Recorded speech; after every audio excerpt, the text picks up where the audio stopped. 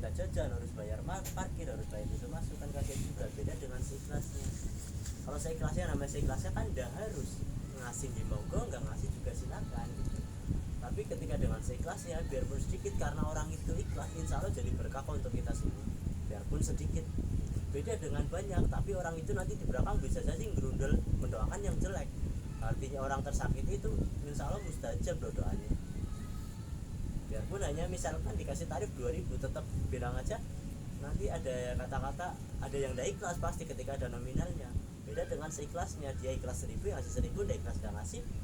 Bahkan juga ada yang ngasih lebih, tapi caranya itu unik. Dalam artian unik menurut saya, itu uang 200.000 dilipat jadi satu, terus di luarnya dibungkus dengan uang 2.000-an lecek. Itu kan berarti dia benar-benar ikhlas. Kalau nggak ikhlas nggak mungkin seperti itu. Itu karena kesengajaan, berarti karena ikhlas gitu. Lalu untuk tadi kan pemberdayaannya itu ada tani, kalau di Yeah. sini tani, lalu ada perkebunan, Yeah. lalu konservasi penyu. Kira-kira kalau misalnya petugas-petugas di sini itu emang warga masyarakat lokal sendiri ataupun emang buka lowongan kerja dari luar? Kalau untuk pengelola sini itu alhamdulillah asli sini semua, dan juga ada juga sih masyarakat luar, baik itu dari pendamping kami, juga ada relawan juga gitu. Karena siapa aja istilahnya boleh bergabung ke sini, tapi dengan catatan bisa mengikuti istilahnya aturan kami. Jadi di sini tidak ada sistem kayak bos atau pekerja, itu tidak ada. Makanya di sini tidak ada sistem kayak pecat memecat, tidak ada. Dia yang tidak kuat mengikuti aturan sini, nanti dia akan terseleksi sendiri, seleksi sosial sanksinya dia. Jadi yang nggak bisa mengikuti aturan di sini, ya maka dia nanti bisa istilahnya pergi sendiri gitu loh. Jadi tanpa kami pecat, nanti dia nggak akan betah ketika istilahnya hati dia nggak sesuai dengan pikiran dia. Istilahnya apa ya, kalau untuk bahasa yang lebih mudahnya, sanksi sosialnya itu apa ya, sanksi sosialnya itu ketika dia nggak bisa mengikuti aturan sini, dia akan keluar sendiri. Jadi karena ketika kami mendirikan organisasi itu, jangan tanamkan kepada utamanya generasi penerus atau generasi muda itu, ketika kamu masuk ke organisasi itu, kamu pikirannya jangan mau dapat apa. Karena kebanyakan orang ketika masuk ke organisasi pikirannya, saya mau dapat apa sih masuk ke organisasi itu. Jangan seperti itu. Harusnya ketika kamu masuk ke organisasi, harusnya saya bisa ngasih apa ke organisasi. Tapi ketika pikirannya sudah mau dapat apa, yang ada hanya kecewa yang diterima, bukan kepuasan. Ya semua orang butuh uang, tapi uang bukan segalanya. Kalau misalnya dari petugas atau kayak pedagang-pedagang emang asli sini Ya. rata-rata. Kalau untuk warung ini, yang warung kayak semi permanen, itu alhamdulillah asli sini semua. Kenapa di sini dinamakan Pantai Kembar Terpadu? Ada terpadunya kan? Iya. Ya. Karena itu harapan kami menjadi satu kesatuan atau satu keterpaduan, baik itu dari kelompok taninya, dari konservasinya, dari pedagangnya, sing jelas dari masyarakatnya. Karena sebelum kami mendirikan istilahnya konservasi ini, kami istilahnya ada pembelajaran untuk menaikkan SDM masyarakatnya dulu. Kira-kira ada perbandingan kayak tahun sebelum dibuatnya konservasi penyu terpadu ini sama setelahnya itu? Perbandingan ekonominya. Iya. Itu kalau perbandingan ekonomi sangat bisa dirasakan oleh masyarakat itu sendiri. Dalam artian itu ketika adanya konservasi ini, jadi ada petugas parkir, terus tadinya yang istilah ibu-ibu dari punya pekerjaan bisa dagang di sini, itu kan jadi bisa mengangkat ekonomi atau kesejahteraan mereka secara tidak langsung. Jadi mereka kesini itu gara-gara misalnya pengen aja atau ditarik kesini dan dibimbing seperti itu? Ya awal mulanya kami di sini kayak menawarkan, tapi waktu awal-awal kami sebagai pengelola banyak istilah kayak cemoohan ya, atau ejekan lah. Ada yang bilang seperti ini, lah dagang nang kembar siapa sing arep tuku, lah ngingoni penyu kok ngapa ngontong-ngontong natok. Karena emang mereka belum sampai ke situ untuk pola pikirnya, nggak tahu manfaatnya, nggak tahu kedepannya mau seperti apa, bagaimana. Karena kami kan juga punya RPJP, rencana pembangunan jangka panjangnya, nggak hanya istilahnya nggak hanya bangun sekarang, kita kedepannya nggak punya rencana lagi. Kita ada, baik itu rencana 1 tahunan, 3 bulanan, 5 tahunan, bahkan sampai 25 tahunan itu ada di RPJP kami. Jadi untuk semua di sini itu grand design-nya sudah ada semua. Jadi untuk titik lokasinya yang mau apa itu, misalkan sebelah sini untuk khusus warung, terus di belakangnya ada konservasi, di sebelah sana ada kayak permainan anak, itu udah masuk dalam desain kami. Kenapa di sini juga ditata warung? Coba jenengan bandingkan dengan wisata yang lain. Mana ada wisata yang lain istilahnya warung yang sejajar seperti ini. Kebanyakan warung di wisata lain itu pasti nyampe ke bibir pantai. Baik itu di Petanahan, di Suwuk atau dimanapun, kebanyakan warung pasti sampai ke bibir pantai. Karena mereka berpikirnya nek orang nang arep ora payu. Tapi di sini enggak. Ya awal mula orang juga di sini juga seperti itu. Maunya di depan. Tapi ketika selaras seperti ini, di depan ada yang jualan, ya mau ndak mau orang yang di depan yang belakang. Dan alasan kami kenapa warung di belakang, karena yang pertama itu penyu itu takut dengan cahaya. Ketika warung di depan, maka pencahayaan itu sampai ke bibir pantai, dan penyu itu akan enggan untuk berdarat atau mendarat atau bertelur di daerah situ. Dan yang kedua, kenapa warung di belakang? Karena harapan kami di depan warung itu tempat, baik itu untuk tempat nyantai atau tempat berekreasi atau outbound, itu kan masih suasananya masih lebar gitu. Tapi ketika di depan sampai ke depan itu ada bangunan semua, mereka mau nyantai di mana, mau bermain di mana, kalau istilahnya banyak warung atau bangunannya gitu.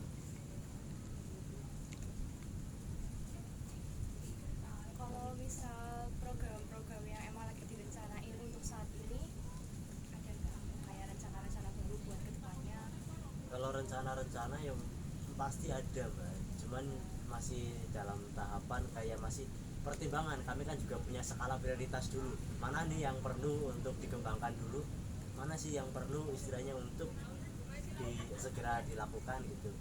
Kayak contoh di sini kami pengen kan di sini belum ada musola yang besar yang bisa dipakai untuk jamaah. Nah kami rencananya itu sudah mulai baru pondasinya. Nah kami sekarang lagi menggolong dana untuk pembangunan musola itu.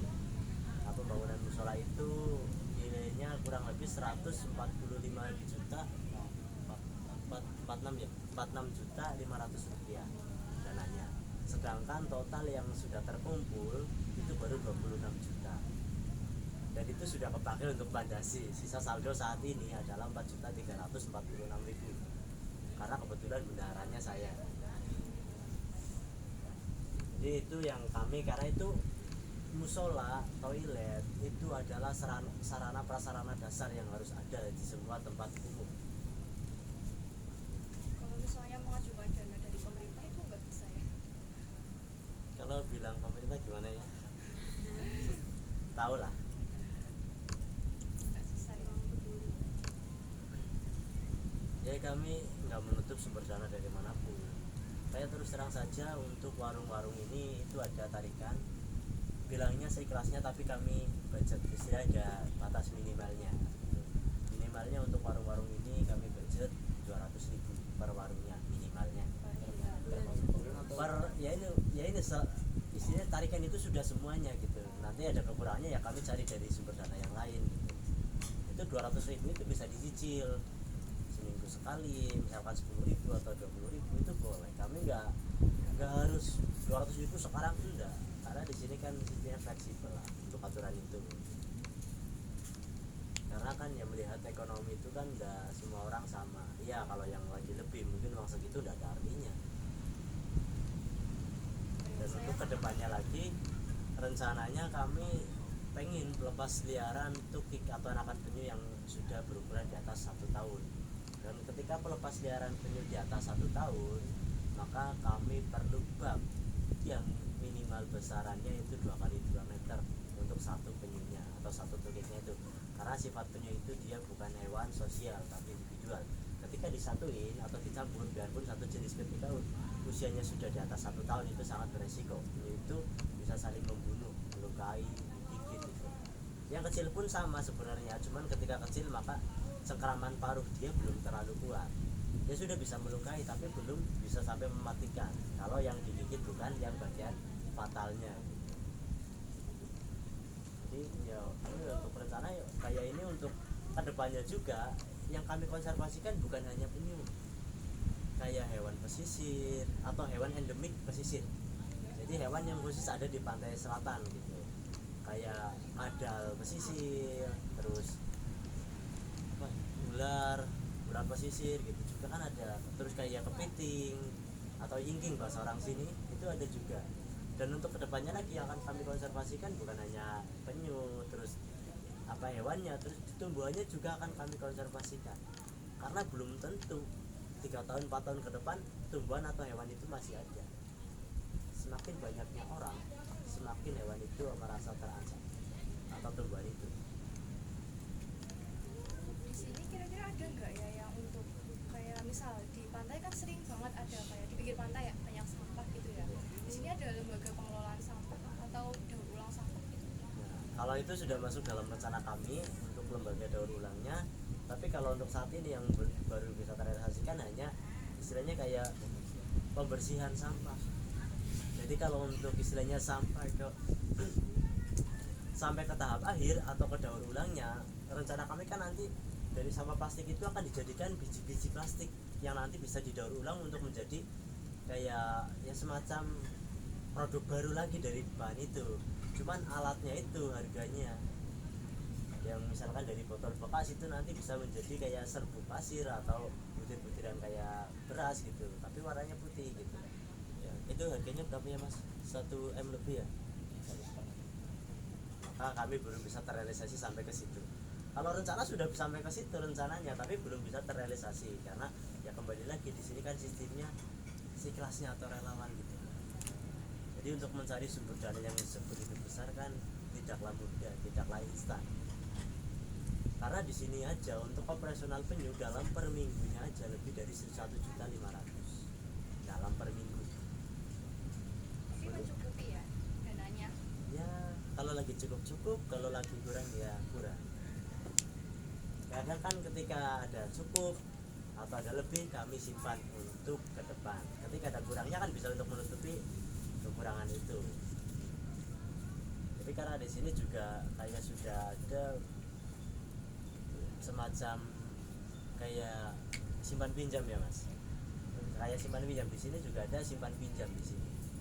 Jadi perputaran uang di sini ya sudah lumayan kan. Simpan pinjam itu. Jadi tapi simpan pinjam itu khusus untuk kayak warga sini atau pengelola sini dan pedagang sini yang boleh pinjam atau boleh nyimpan. Kalau kas ada nggak? Kalau kas atau tarikan itu ada untuk kebersihan dan listrik, itu ada dalam setiap minggunya, seminggu sekali. Tapi itu pun masih minim lagi, masih seringnya min terus. Jadi antara pengeluaran dan tarikan atau kas itu masih selisihnya jomplang. Enggak seimbang. Ya. Jadi dari kami itu masih sering menomboki dari kekurangan itu. Nah, maka yang pusing di sini adalah bagian bendahara. Coba menurut jenengan bendahara itu tugasnya apa sih? Dalam artian mengelola keuangan itu seperti apa? Apakah dia hanya dapat uang mencatat terus keluar mencatat atau gimana? Merencanakan juga. Iya. Jadi emang tugas bendahara itu berat, baik dari perencanaan, terus baik dari pengembangannya. Jadi di bendahara itu ada kayak harus punya pemikiran 4 langkah 5 langkah ke depan dari yang lain untuk mencari sumber dana. Jadi baik itu dana masuk dari mana, keluarnya untuk apa, itu harus ada kayak ya harus punya pemikiran seperti itu. Jadi tugas bendahara bukan hanya sekedar mencatat uang masuk, mengeluarkan uang, mencatat yang keluar. Kalau seperti itu anak SD juga bisa. Tapi yang ditanamkan di dalam sekolah kan seperti itu bendahara di sekolah gitu, hanya mencatat keperluan uang masuk dan keperluan uang keluar. Tapi sebenarnya ketika sudah masuk ke dalam organisasi atau anggota, dia harus pinter istilahnya memutarkan uang itu, mendapatkan uang dari mana sumbernya, gunanya untuk apa yang diprioritaskan gitu. Jadi ya yang di sini yang pusingnya itu ya bendahara gitu. Ya semua sih pusing, cuman kan kayak tanggung jawab penuhnya di bendahara. Nanti ketua sama sekretaris membantu. Kalau ketua lebih tepatnya dia mengetahui. Tapi ketua itu juga berat lagi tugasnya karena ketua itu bertanggung jawab penuh atas semua kegiatan yang ada di situ atau di organisasinya. Kalau buat pemberdayaan masyarakat di sini misalnya pemberdayaan pedagang berdagang gitu ada yayasannya sendiri nggak sih? Enggak Mas Heru. Kita di sini mandiri. Oh, ada. Untuk pertemuan pembelajaran berdagang kita biasanya untuk minggu-minggu terakhir di tiap bulan. Bulan ya. Kalau misalnya kita ikut gitu Boleh. bisa boleh. Boleh. Kebetulan ya jenengan bilang mau ikut, mungkin karena jenengan mungkin tertarik ya, tertarik ingin tahu seperti apa bagaimana, itu sangat diperbolehkan ya di sini untuk pembelajaran baik untuk anggota, tapi kalau khusus yang bersama pedagang atau warung itu di malam Selasa di minggu terakhir di bulan itu. Tapi setiap malam Selasa kami juga ada pembelajaran untuk pengelola, jadi ketika jenengan mau datang ke sini welcome kami, tapi malam biasanya mulai dari jam 8. Kalau selesainya ya tergantung jenengan. Kalau di sini seringnya sampai malam, sampai pagi kadang. Karena ketika kasihkan diskusi kan enggak tahu waktu. Apalagi yang diskusinya nyambung dan sepemahaman gitu. Tapi ketika jenengan misalkan jam 10 sudah lelah atau capek atau mau pulang udah ditanggung sama orang tua, kami boleh kan karena udah ada ikatan harus jam sekian gitu, sampai jam sekian. Tapi bagusnya kan sampai selesai biar materi yang diterima itu istilahnya tidak hanya separuh-separuh gitu. Ini kegiatannya kayak bertukar pikiran gitu ya Mas? Ya, kayak kalau itu nanti di sesi lain-lain seringnya kalau untuk pertukaran pikiran. Jadi nanti ada agenda atau susunan acaranya. Jadi pertama pembukaan ya seperti biasa, nanti ada materi inti dan setelah materi inti kan ada penutup. Nah setelah penutup itu baru yang lain-lain. Ketika yang lain-lain misalkan jenengan mau tanya di luar materi yang tadi itu boleh. Gitu. Karena di sini kami juga ada pendamping. Itu yang mengisi semua pendamping. Dia mendampingi kami dari tahun 2015 semenjak kelompok taninya direorganisasi. Nah sekarang juga ada pembelajaran sebenarnya lagi sedang pembelajaran karena di setiap hari Jumat sore kami itu mengadakan pembelajaran. Istilahnya kami kedepannya itu pengen adanya sekolah konservasi di Pantai Gembar Terpadu ini. Nah sekarang sudah mulai karena kalau tidak dimulai tidak akan jalan. Yang penting mulai aja dulu, entah yang belajar cuma 1 orang atau 2 orang, tapi ketika sudah mulai mungkin nanti bisa doktular atau bisa mempengaruhi teman yang lain untuk ikut gitu. Baru datang ya. Alhamdulillah itu kebetulan ya Pak Ahmad Junaidi pendamping kami baru datang. Kalau jenengan mau ikut Pembelajaran. boleh sekali. Nanti kalau sudah jam 4 mau Pulang. ke pantai Atau mau nggak main apa? pamit aja, bilang aja, jangan sungkan. Kalau mau itu kami perbolehkan, nggak ada ikatan, misalkan nggak ada biaya juga. Takutnya bok nanti ikut harus bayar, nggak ada Mas. Yang penting apa yang disampaikan itu bisa diterima dan juga bisa diterima, bisa juga bermanfaat gitu. Yang pastinya semua ilmu pasti bermanfaat. Jadi ketika kita belajar tidak ada istilahnya mudaratnya atau yang membasirnya gitu. Berarti isinya bebas ya Pak? Kayak misalnya nggak ada minimal umur atau misalnya nggak diperuntukkan kayak Kalau gitu? untuk saat ini belum ada karena emang kami istilahnya belum punya kelas-kelasnya. Nanti ketika ada kelasnya baik nanti dari PAUD, TK itu kan nanti kurikulumnya harus beda dong materinya. Masa ya anak PAUD, anak TK dikasih regulasi atau undang-undang, nggak mungkin sampai dong ke situ. Tapi untuk saat ini karena emang yang belajar di situ baru istilahnya pengelola sini ya materinya untuk saat ini baru masih dasar-dasar konservasi lah. Karena baru kalau nggak salah kita baru mulai 5 kali hari ini, 5 kali pertemuan hari ini karena emang baru ya. Kalau wacananya sudah dari dulu, cuman karena alhamdulillah saking padatnya kegiatan jadi ya terrealisasinya kita emang bagi waktunya harus pinter-pinter bagi waktu, apalagi yang sudah berkeluarga kan yang dipikirkan bukan hanya organisasi, dia juga memikirkan kebutuhan di rumah juga gitu.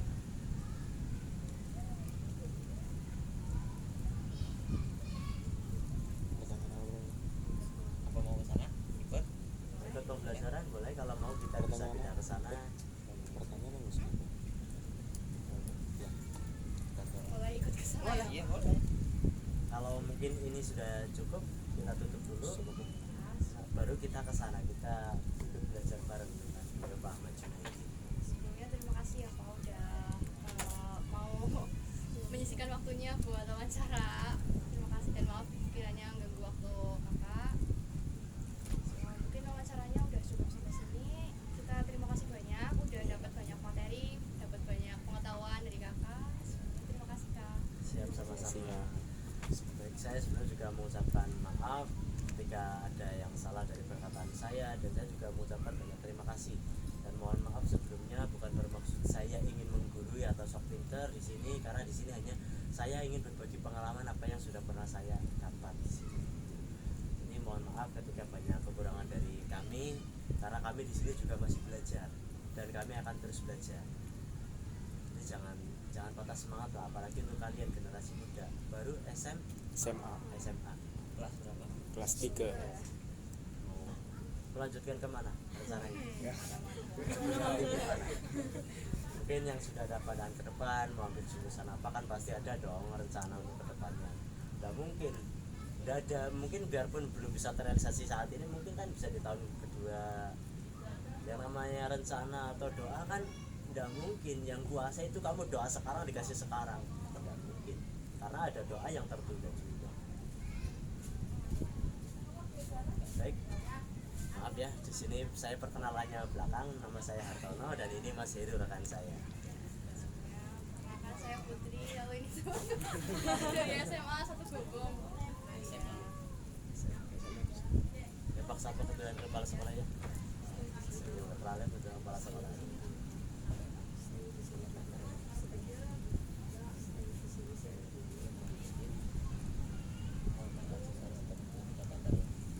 Iya. Ya bagi tugas lah. Bagi tugas. Itu singkat mahasiswa UGM be. Kapan? SPA Anerik Sajik sini ngurung jelas tekannya sini mahasiswa. Anggap nih. Jadi nyamik gue sebagai bingung. Kayak biasa susulan sih yang anak kayak gitu nyok kan banyak kebar kasih harmoni nyong coba suki waras